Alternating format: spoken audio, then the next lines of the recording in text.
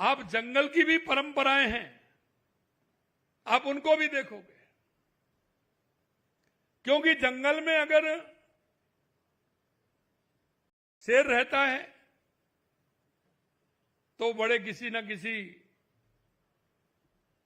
पशु का वध करके अपना उदरपूर्ति करता है।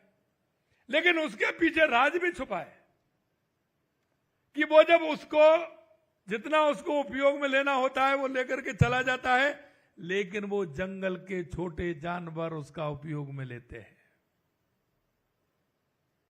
यही नहीं, जंगल से जब हाथी निकलता है तो जंगल में बड़े बड़े पेड़ होते हैं, तब उन पेड़ों में से निकल करके वो जाता है तो बड़े बड़े पेड़ों की डालियों को वो नीचे करता है, उखाड़ता है, उसमें से कुछ खाता है, कुछ छोड़ के चला जाता है। क्योंकि जंगल में छोटे जानवर वो भी रहते हैं जो उस पत्ती को, पेड़ को खाना चाहते हैं। तो जब वो निकल जाता है उसके बाद उनका झुंड आता है और वो भी उसमें खाता है। यह जंगल का नियम है। और प्रकृति ने सभी को किस तरह से इंगित करते हुए, उनके काम देते हुए, उनको काम की अवधारणा देते हुए हमारी प्रकृति ने किस तरह से उनको सजोया है, कभी हम विचार नहीं करते।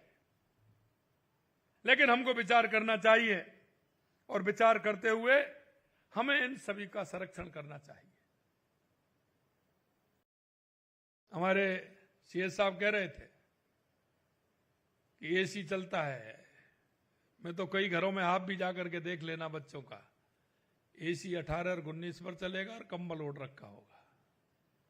होता है कि नहीं होता है? होता है कि नहीं होता है? लेकिन उसको यह पता नहीं है कि मेरे को इसका उपयोग क्या करना है। लेकिन हम इसका उपयोग नहीं, हम दूसरे वाले को गर्मी दे रहे हैं। क्योंकि वो चलता है तो गर्मी भी फेंकता है, उसका हमारे तापमान पर कितना अंतर आता है, यह भी हमें विचार करना चाहिए। मित्रों, आज पर्यावरण दिवस के अवसर पर यह संयोग है, और संयोग यह है कि आज विश्व पर्यावरण दिवस है, लेकिन गंगा दशहरा भी है। और गंगा दशहरा को आपने देखा है, हमारी सनातन संस्कृति में यह भी है, क्योंकि इस दिन मां गंगा का पृथ्वी पर अवतरण हुआ, तो इस दिन पूरी पृथ्वी पर मां गंगा का अभिषेक हुआ। तो आज के दिन आप देखते हैं घरों में हमारे बुजुर्ग, हमारी माताएं, हमारी बहनें, हमारे सभी सुबह 4 बजे से स्नान करना प्रारंभ करते हैं और स्नान करके वो भोले शंकर, भोले बाबा पर अभिषेक करते हैं। इसका भी बहुत बड़ा महत्व है। जहां सवामन पानी होता है वो पानी शुद्ध होता है।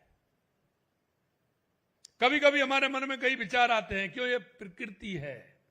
और आप मेरे भाई और देख लेना, अगर आपका किसी पात्र में अगर पानी है, वो भले ही अशुद्ध हो सकता है, लेकिन जमीन में अगर सवामन पानी से ज्यादा है, क्योंकि जमीन हमारी पृथ्वी उन सारे अवशेषों को सोख लेती है और वो पानी शुद्ध होता है। यह प्रकृति है। कभी कभी हम देखते हैं कि प्रकृति में कोई बड़ा गड्ढा हो जाता है, लेकिन आप देखते हैं 5 साल, 8 साल, 10 साल में वो बराबर हो जाता है। आप कभी देखते हैं कि यहां तो बड़ा तालाब था, गड्ढा था, कैसे बराबर हो गया। यह प्रकृति का नियम है, हमें इसको संरक्षण करना चाहिए। इसलिए मैं आज कहना चाहता हूं, आज राजस्थान में हम देखते हैं कि पानी की कितनी आवश्यकता है, और पानी की आवश्यकता को समझते हुए हमें जल संरक्षण की आवश्यकता है। अगर हम जल को संरक्षण करेंगे तो निश्चित रूप से एक एक बूंद हमारे काम आएगी। और आपने देखा है कि राजस्थान से ज्यादा जल संरक्षण के बारे में कोई नहीं जानता। हमारे पूर्वजों ने बावड़ियों से लेकर के, कुओं से लेकर के, तालाब से लेकर के, सरोवर से लेकर के कितना काम किया है। यहां तक आप देखते थे, जैसे ही गर्मी आती थी, हमारे पूर्वज प्याऊ की व्यवस्था करते थे, पक्षियों को पानी की व्यवस्था किस तरह से होगी, पशुओं के लिए पानी की व्यवस्था कैसी। ये हमारा पूर्ण रूप से हमारा जल संरक्षण का काम रहा है। आज इस अवसर पर जल संरक्षण का कार्यक्रम भी प्रारंभ हुआ है।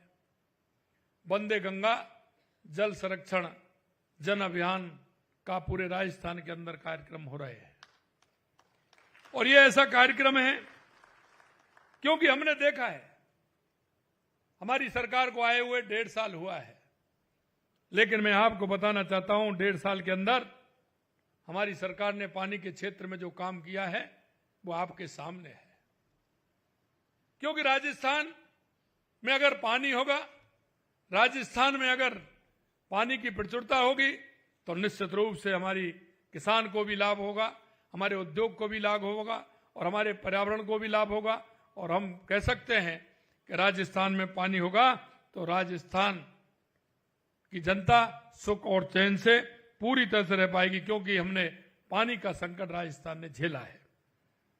आपने देखा चाहे हमारी ईआरसीपी राम जल सेतु योजना हो, उस पर लगातार हमारा काम चल रहा है।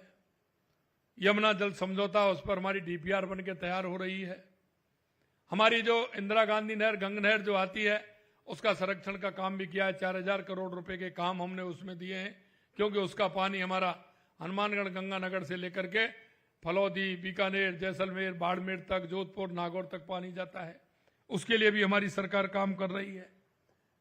बाकी हमारा चाहे हमारी देवास स्कीम हो, सोमकमला में स्कीम हो, हमारा माही डैम से पानी आना हो, चाहे ब्राह्मणी नदी पर डैम बना करके उसका पानी बनास में डालना हो, ये सारे काम हमारी राजस्थान की सरकार ने 1.5 साल में अपने हाथ में लिए हैं। और निश्चित रूप से वो देश के यशस्वी प्रधानमंत्री नरेंद्र मोदी जी के नेतृत्व में यह जल संरक्षण का कार्य राजस्थान में आगे बढ़ रहा है। मैं इतना ही कहूंगा कि पर्यावरण संरक्षण, जलवायु परिवर्तन के दुष्प्रभावों को रोकना आज की सबसे बड़ी चुनौती है।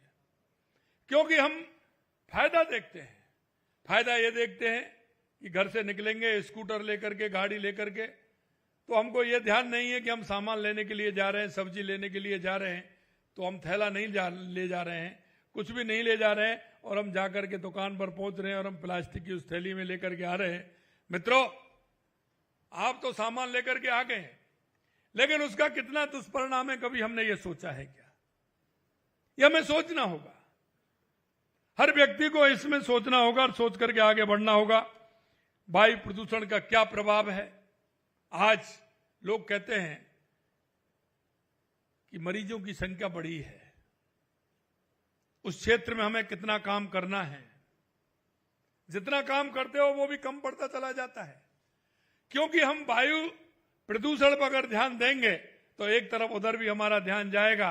क्योंकि आज हम देख सकते हैं कि स्वास्थ्य के लिए ये बहुत हानिकारक है। अगर वायु प्रदूषण है तो निश्चित रूप से उसके दुष्परिणाम होंगे। हमारी धरती का तापमान भी बढ़ेगा, जिससे आज पूरी दुनिया प्रभावित भी हो रही है। दुनिया पर्यावरण की दृष्टि से काम भी कर रहे हैं, लेकिन मैं इतना ही कहना चाहता हूं कि हम सभी को सजग होते हुए जल संरक्षण और पर्यावरण पर काम करना होगा। हमको प्रदूषण को रोकना होगा। इसमें छोटी छोटी बातें होती हैं, डेली हम देखते हैं पानी का व्यय कैसे करते हैं, अन्न का व्यय कैसे करते हैं। हम देखते हैं कि 1 गिलास पानी चाहिए, लेकिन हम उसको आधा पीते हैं, आधा छोड़ देते हैं।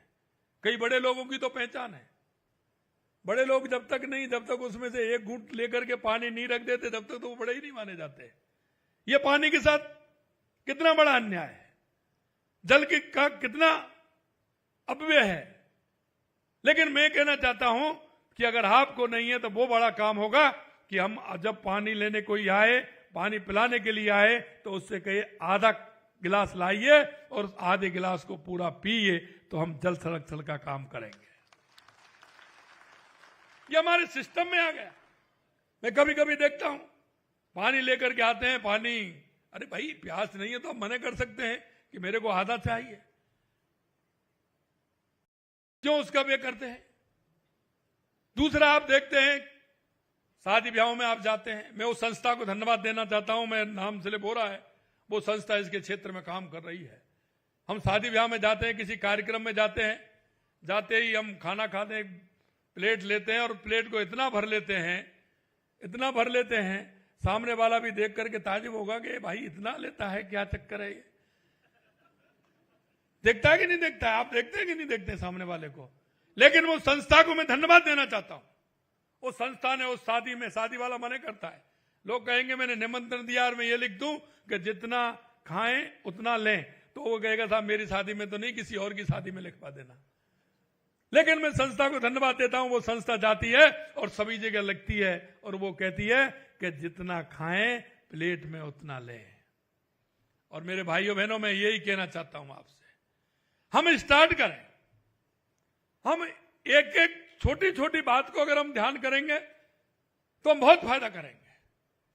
लेकिन जब देखते हैं कि वो कचरा कितना होता है, वो गंदगी कहां जाती है, उसमें कितना, जितना खाने में नहीं होता जितना उसका अपव्यय हो जाता है, कितनी बड़ी बात होती है, वो किसी के काम नहीं आता है। एक तरफ तो आप ज्यादा ले रहे हैं, खा नहीं पा रहे हैं, और एक तरफ खाना नहीं मिल रहा है। जरा उनकी तरफ भी देखिए, पीछे मुड़ करके देखिए, जो सड़क पे हैं, किसी तरह से उनको दिक्कत है, क्या उनको खाना नहीं मिलना चाहिए? हम खाने का, अन्न का अपमान कर रहे हैं, हम जल का अपमान कर रहे हैं। और हमारे ऋषि मुनियों ने कहा है कि जल का अपमान नहीं करना चाहिए, खाने का अपमान नहीं करना चाहिए, अतिथि का अपमान नहीं करना चाहिए। ये हमारे संस्कारों में है, कौन सिखाएगा? लेकिन हम धीरे धीरे, हमारी पाश्चात्य संस्कृति का प्रभाव, और हम उसको भूलते जा रहे हैं। मैं आपसे इतना ही आग्रह करना चाहता हूं, आज पर्यावरण दिवस के अवसर पर इन सारी चीजों का मनन करिए। ऐसी बहुत सारी बातें, ये तो मैं आपको बता रहा हूं, ऐसी बहुत सारी बातें हैं। घर में, परिवार में किस तरह का है, हम किस तरह का कचरा डालते हैं, क्या करते हैं, क्या नहीं करते हैं, इन सारे विषयों पर हमें चर्चा करनी चाहिए। आज के इस कार्यक्रम में कुछ लोकार्पण और शिलान्यास हुए हैं। निश्चित रूप से मैं विभाग को बहुत बहुत धन्यवाद देना चाहता हूं। आज हमने ई वेस्ट कलेक्शन ड्राइव का शुभारंभ किया है, जो हमारे इलेक्ट्रॉनिक कचरे के प्रबंधन के प्रयास को दर्शाता है। आज हम लंबे समय से प्रतीक्षित सांगानेर में, मैंने काफी कहा, 2 महीने पहले मीटिंग हुई, और मैं धन्यवाद देना चाहता हूं आज कि उन्होंने CETP की शुरुआत कर रहे हैं, इसके लिए मैं आपको धन्यवाद देना चाहता हूं। साथ ही राजस्थान के अस्पतालों में 6 नए सीवरेज ट्रीटमेंट प्लांट STP का उद्घाटन भी आज हमने किया है। गुणवत्ता में सुधार के लिए 54 शहरी क्षेत्रों में जल छिड़काव और सड़क सफाई मशीनों की खरीद की है। 5 लवकुश वाटिकाएं और 1 बीट सफारी की भी शुरुआत आज हुई है। सर्कुलर इकोनॉमी इंसेंटिव स्कीम का भी शुभारंभ किया गया है। निश्चित रूप से इसका ठीक प्रकार से अगर सर्कुलर इकोनॉमी को हम करेंगे तो बहुत बड़ा काम होगा। आज क्या हो रहा है, 1 बार सड़क बन गई, 2 बार सड़क बन गई, 3 बार सड़क बन गई, लेकिन आपने क्या किया? अगर उस सड़क को बनाते तो पहली सड़क को अगर उखाड़ करके बनाते तो आपका वो मटेरियल है वो भी काम में आ जाता। लेकिन अभी क्या कर रहे हैं, 3 बार बना दी, 4थी बार बना ले, मकान वाले परेशान है। जिनके सामने आप सड़क बना रहे हैं वो मकान वाले परेशान है।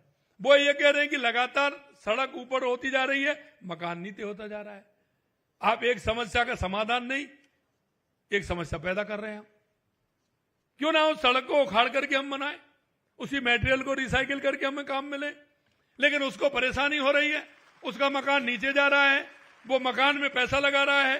अब 1 बार मंजिल लिया है, कितना बनाए भाई? 1 फुट 2 फुट कर देता है, लेकिन सड़क तो जब बनती है 6 इंची उठ जाती है। अगर वो 10 बार सड़क बन गई तो 5 फुट हो गया। यार भाई 5 फुट बना के कौन रखेगा इतना ऊपर? तो ये हमें सोचना चाहिए। इसमें हमारा भी, आप मान के चलते हैं आप तो सड़क बना गए, लेकिन जिनके सामने सड़क बनाई है वो हमारे लोग नहीं है क्या? अगर किसी के घर में उसका पैसा लगेगा, वो हमारा पैसा नहीं लगेगा क्या? तो इन सारी बातों को हमको समझना चाहिए। इसलिए हमें उसको काम में लेते हुए आगे किस तरह से हमें करना है, रिसाइकलिंग के माध्यम से उसको उखाड़ करके उसका उपयोग लेना है। नहीं तो हमारे पहाड़ हैं, एक दिन सब बराबर हो जाएंगे। आखिरकार गिट्टी कहां से आती है, पत्थर कहां से आता है, रेता कहां से आता है, तो वो बराबर नहीं होगा क्या? कहां से लाएंगे हम कितना खाएंगे पहाड़ों को? खा रहे हैं ना हम देखते हैं एक बार में कितनी गाड़ियां चलती हैं, कितना ठीक है हम आगे प्रोग्रेस कर रहे हैं, हम बढ़ रहे हैं, लेकिन जितना हम रोक सकते हैं, जितना उसको हम रिसाइकिल के माध्यम से काम में ले सकते हैं, वो तो हमें लेना चाहिए। हमारी प्रकृति के साथ क्या छेड़छाड़ नहीं है ये? हमें इस छेड़छाड़ को कम करना चाहिए। आज लॉन्च किया गया ऑटो रिन्यूअल सिस्टम प्रशासनिक प्रक्रियाओं को सरल बनाएगा। मैनेजमेंट इंफॉर्मेशन सिस्टम 2.0 भी पर्यावरण प्रबंधन को और अधिक प्रभावी बनाएगा। आज पर्यावरण के संरक्षण के लिए एमिशन ट्रेडिंग स्कीम जलवायु परिवर्तन अनुकूल योजना 2030 की तैयारी और अलवर भिवाड़ी के लिए अर्ली मॉर्निंग सिस्टम की 3 महत्वपूर्ण एमओयू जारी किए गए हैं। ये सभी प्रयास पर्यावरण संरक्षण के प्रति हमारी सामूहिक जिम्मेदारी के प्रतीक हैं। हम मानते हैं हमें इसके लिए काम करना चाहिए और इनको आगे बढ़ाते हुए पर्यावरण को हमें ध्यान में रखना चाहिए। साथियों, में जैसा कह रहा था, आज हमने एक कार्यक्रम और प्रारंभ किया है। आज गंगा दशहरा और विश्व पर्यावरण दिवस के अद्भुत संयोग है। इस संयोग में यशस्वी प्रधानमंत्री जी की प्रेरणा से राजस्थान में वंदे गंगा जल संरक्षण जन अभियान, और जैसा मैंने बताया आपको, पानी के क्षेत्र में हमने काम किया है। पानी का जितना हम रोक सकते हैं, हमारे तालाब, सरोवर, पोखर, हमारी नदियां, हमारे डैम, हमारे बांध, जिनका संरक्षण हम कर सकते हैं, पानी को हम रोक सकते हैं। वो पानी बह करके नहीं जाए। पानी गांव से निकल करके एक छोटे नाले में जाता है, नाले से एक नहर में जाता है, उसके माध्यम से नदी में जाता है और नदी के माध्यम से वो सागर में पहुंच जाता है। अरे उस ऊपर वाले ने तो आपके उपयोग के लिए पानी दिया था। जितना आपका उपयोग कर सकते हैं उसका ज्यादा से ज्यादा हम उपयोग करें। आप कहते हैं कि पानी का उपयोग कैसे हो? अरे ऊपर वाला पानी का उपयोग कर रहा है। ठीक प्रकार से पिछली बार हमने किया, ईश्वर की कृपा हुई, हमारे जितने भी बांध थे राजस्थान में पूरे बांध भर गए, हमारा वाटर लेवल ऊंचा आ गया, किसान भी समृद्ध, हमारा किसान की फसल भी अच्छी हुई, तो हमारी इकोनॉमी में अंतर आया कि नहीं आया? मैं आपसे इतना ही कहना चाहता हूं कि हमें जल संरक्षण के काम में भी हमने हाथ बटाना चाहिए और हमारे परंपरागत जलाशयों को स्वरूप को पुनः बहाल करते हुए पर्यावरण एवं जल संरक्षण की जागरूकता को गतिविधियों को हमें जोड़ना चाहिए। एक मैं और कहना चाहता हूं, जब पर्यावरण संरक्षण और जल संरक्षण की बात आती है तो आपके मन में भाव एक पैदा होता है कि करने वाले बहुत हैं, ये तो वो करेंगे, ये तो वो करेंगे। जल संरक्षण की बात आती है तो हाँ, गांव में चलेगा, गांव वाले करेंगे, ये करेंगे, वो होगा, ऐसा होगा। मेरे भाई और बहनों, मैं एक बात आपसे कहना चाहता हूं, ये बात मन में से निकाल दीजिए। आप अपने मन में एक बात अगर हमेशा याद रखेंगे कि इस काम को मैं करूंगा, मुझे मेरे से स्टार्ट करना है, तो ये जन आंदोलन बन जाएगा और हमारे राजस्थान का संरक्षण हो जाएगा। आपको लगता है कि मैं तो शहर में रहता हूं, मेरा तो पानी आराम से टोंटी खोलता हूं, पानी निकल करके आ जाता है। ये पानी सबसे पहले टोंटी वालों का ही बंद होना है। मैं सही बता रहा हूं, जो मन में ये विचार कर रहे हैं, मन में ये कह रहे हैं, आगे आने वाली पीढ़ी के लिए, आने वाली हमारी जो पीढ़ी आएगी उसके लिए संरक्षण करने का काम हमें करना है। आज आपको मजाक लग रहा होगा, आज आप सोच रहे होंगे आज नहीं होगा, 10 साल, 20 साल, 50 साल, 100 साल में क्या स्थिति होगी। हमारे इतिहासकारों ने भी लिखा है कि अगला अगर विश्व युद्ध होगा तो वो किसके लिए होगा। क्या हम इस पर विचार नहीं कर सकते? क्या मैं मेरे यहां नल आ रहा है, मैं उस नल का उपयोग कर रहा हूं, तो मेरे को नहीं लगता कि किसी जगह जाकर के मेरे को पानी का संरक्षण करना चाहिए? मेरे मन में यह भाव उत्पन्न नहीं हुआ?